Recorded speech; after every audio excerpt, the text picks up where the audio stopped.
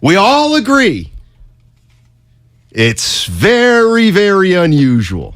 So let me ask you this, Guru, and I'll also ask this to San Francisco 49er fans. I've always felt that sometimes when there's a big event, we react, which is cool. Okay.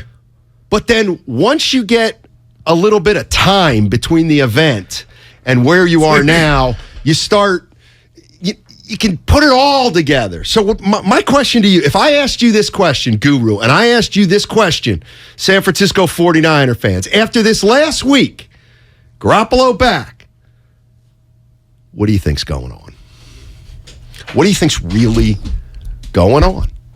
Or are you, what do you mean? They got a backup quarterback. That's no. It. Like what do you think is going on with the San Francisco 49ers right now? 888-957-9570. And then there's a few other things I want to touch on that we haven't gotten to. But what's going on? Let's cut to the chase. Confusion. And the inside circus, the organization. No doubt. And I believe they're not backtracking to the degree that Trey is not the starter, but the fact that Jimmy Garoppolo remains a Niner, to me, is what I told you, Willard and Larry Stein. I think the circus is in town, and he was Geico. Everybody's playing their part and role. I'm not saying this was concocted, but dude, we watched. We took the press conference live on this radio station when Jimmy said his goodbye, when we heard Kyle say his goodbye. So now we have a gumbo of half of Kardashian, half of the Dallas, the nighttime soap opera. How about Survivor? Because the one thing that's not ready yet is the meal. And the meal starts on the stove week 1 in Chicago. And no matter where, and you said it, I loved how you said it, whatever, you think is going to happen and what side of the street you're on, after we got completion percentage, after we got interceptions and touchdowns and wins and losses to talk about and how Trey played, oh my gosh, there's a Trey scoreboard. You know that, Steiny. This thing is going to get times 1 million. And for that, I'm not rooting against Trey. I'm really not. I'm Team Trey. I just know something's up, and I said this, and we said it to Warren Moon. He used weird. Steve Young said Terra. So that's scary. That means Terra means scary. So I see all I need to see. Nobody's asking, but I'm telling you, all I need to see is there is a quarterback competition here. And how's Kyle going to react? Is this a message of tough love to Trey about, hey, you know what? 10's over there. We ain't tripping if you see him. When before we thought you would never have to see him. And everybody and their mom or whoever had a microphone was saying that. So I'm here for it all. I got my popcorn ready. But Stoney, let this kid not be ready. Will he make it to week 5? Will he make it to week 6? You owe the other guys in that locker room a chance to cash in on this window. And my question to you and the listeners is, how long do we expect this Niner window to be open? Because it was open in 19. You lost to Kansas City. You should have won. You got back to the NFC Championship last year. We can't just keep expecting these things to keep happening when I talk about success for the team. So you got to do what's right. Not, when I say he, it could be anybody, he's not going to like it. Well, so what? All that's off the table. It's about the red and gold, and did we get to victory? I think one part of this equation is the 49ers wouldn't even... That went a little long. Wouldn't even attempt to do this. Because deep down they know it's unusual. They wouldn't even attempt to do this unless they knew the character of Trey Lance and Jimmy Garoppolo. Like, that's a big part of this, too. They couldn't have done this, maybe, with 2 other guys. Couple things. Like, here's one thing that we stink. Steinmetz, you stink. I've never heard you say that. And I'll tell you why.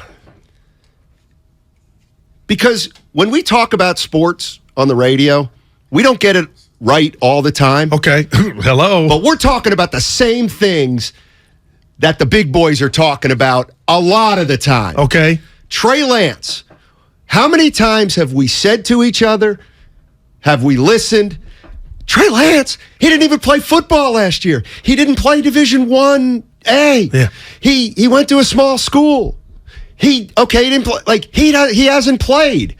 So we acknowledge as Larry Krueger said, this may be the rawest quarterback drafted in the last 10 years. You got that easy. Whatever happened, that's a fact. Okay. Or not a fact, but that's out there. Yeah.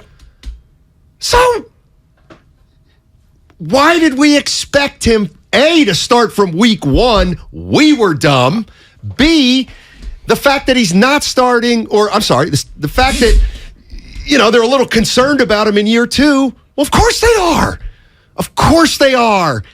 He's got no experience. But we trusted the guru, the smartest football offensive guy. When you draft the most raw quarterback in the last 10 years, you guys should have known it was going to be 2 or 3 years. That's not our fault. That's your fault. Right. We got quarterbacks coming into this league who have experience and struggle. So you, as a talk show host, if you thought this was going to happen in year 1, shame on you. If you thought it was going to happen in year 2, I was hoping also. But guess what? John and I knew it was going to take 3 years. Well, so you want to talk about it being off course? You don't know what you're talking about. Steiny, then if that comes to fruition and we see Trey struggle, it won't be shocking. I'm not going to be mad at Trey, and I'm not going to tell anybody that will listen Trey's going to be a bust after 17 games if he stands upright and starts 17. We know better. We know this is a work in progress, but Kyle Shanahan put this jacket on Trey Lance, and he put this jacket on the history of quarterbacking in the NFL to say, you know what he did when he made that announcement that we're going to get him, Steiny, to me, and I've been sitting back, mouth hurt, thinking about it. I can get him ready, Steiny. That 2-3 years you talking about, I'm going to fast forward. You can't do it. You know who I am? Nobody's ever done that. Kevin Durant. Kyle Shanahan with Kevin Durant with this pick. You know who I am? And now I'm thinking about last year after the Tennessee debacle. Jimmy was horrible. He hurt his finger. I'm like, if that kid Trey was ready, he probably would have started the rest of the season. He didn't. So this is not just about this offseason. It's about, hey, Mom, when's dinner ready? And hey, Dad, and Kyle telling us not anytime soon. No, not, I wouldn't say that much. I wouldn't say he's still starting. Like, that's the thing where now listen, we're watching. Hey, Bay Area, I'm going to tell you something right now. I'm playing middle of the road on this.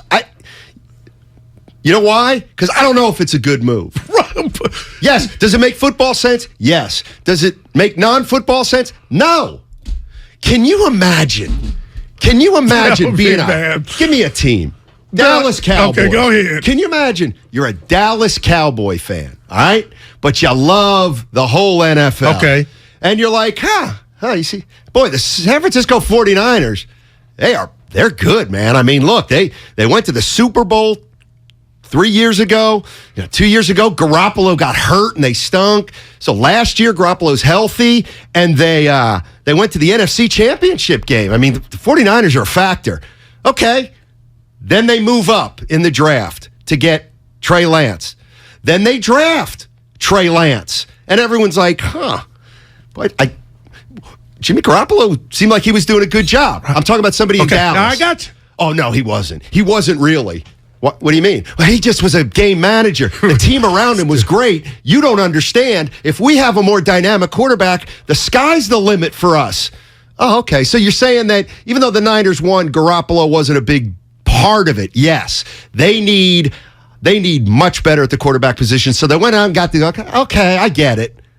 But then you read they've restructured Garoppolo's contract. So if you're I was just thinking about this. You're a Cleveland Browns fan. You're saying, the hell is going on in San Francisco? Like, what? Can someone please explain that to me? Like, what is going on? Like, so all I'm saying is, any NFL fan who's watched the game or been around it for a while knows that this is interesting. And Jerry Rice was just on with the roast, the morning roast, and he said, Steiny, naturally, Jimmy Garoppolo would be gone. You have to move on.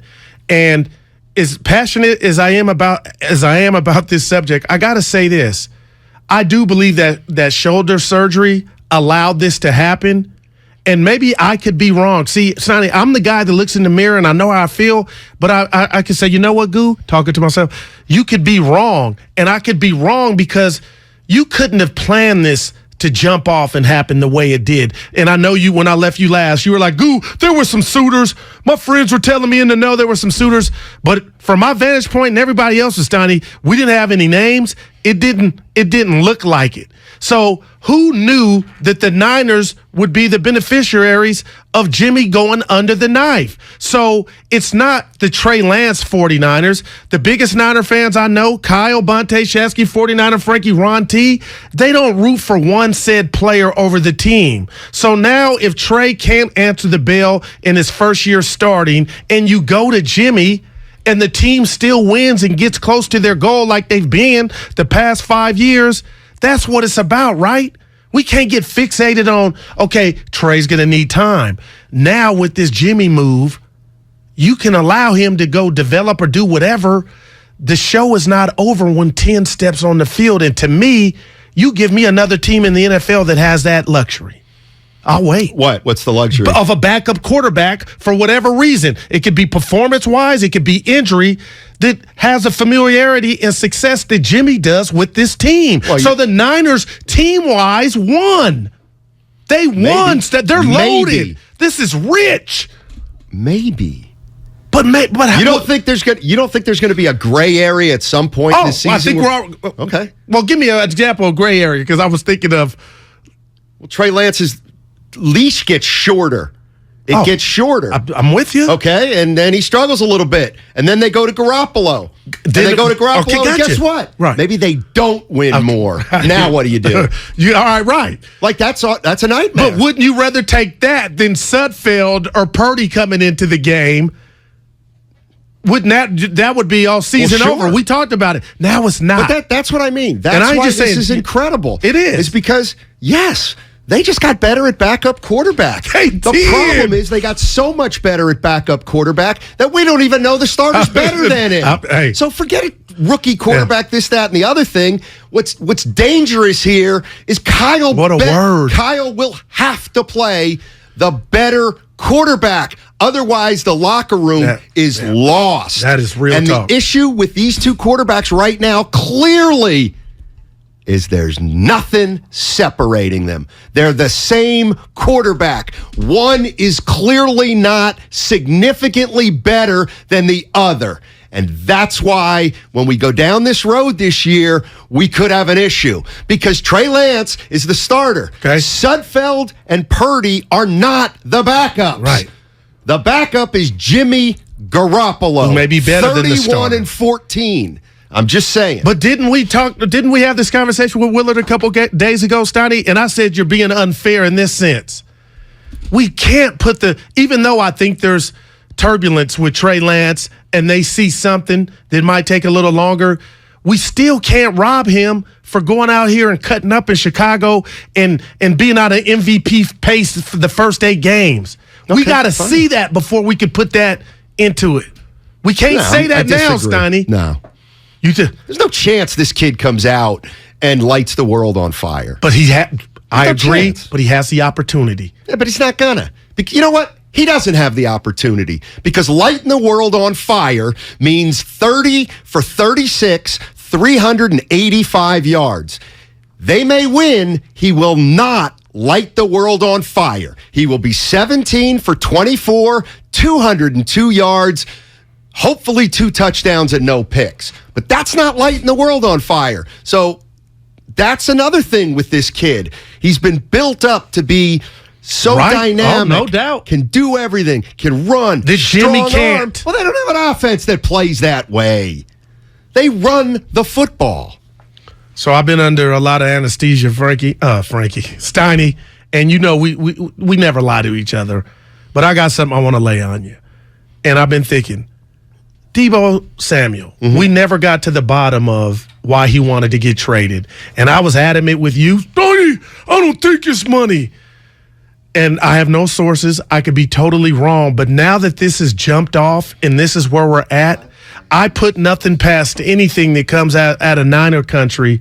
If I say to you that part of my being thinks, do you think Deebo wanted to go elsewhere because he knew who was going to be at quarterback? Because the other domino to drop in this, and I'll give every Niner player credit on this one. Nobody ever stabbed Jimmy in the back verbally. Nobody said anything in the media that blamed him, that pointed fingers. I'm talking about Kittle, who's been his biggest advocate. So I give the Niners, if you want to call that culture, credit. They never bashed Jimmy. Not one player, Steiny, and there were many times for that to happen. I'm wondering now if Debo, now that he's gotten paid, let's just say Kittle or Ayuk. Oh, we heard about all this rapport you got with the new quarterback. If we don't see that the first 5 weeks, are we going to see the demonstrative, the shrugs? I would say three But weeks. what if we see that stuff? The shrug was open, man. You know how throw the hand. We see they're divas. Well, hold on a second. What if that popped off? Okay. Well, if that pops off, it's not good whether Garoppolo's the backup or not. But they never did that to Jimmy. What are you talking about? I never saw receivers, even though Jimmy Ayuk in the playoffs threw it over his head. I never saw them give the camera the pleasure of saying, you're pissed off. I don't think they'll do that. Okay, I'm just saying you know what? something to watch. I'm watching. You know what? If George Kittle gets overthrown, yeah, and he's visibly upset, and then Debo gets overthrown, and he's like, "What the f?" Right? Guess what? That means the team knows Garoppolo's better already. But I do not anticipate. Okay, that. I got you. But it's just something I want to watch. I'm not hoping for it.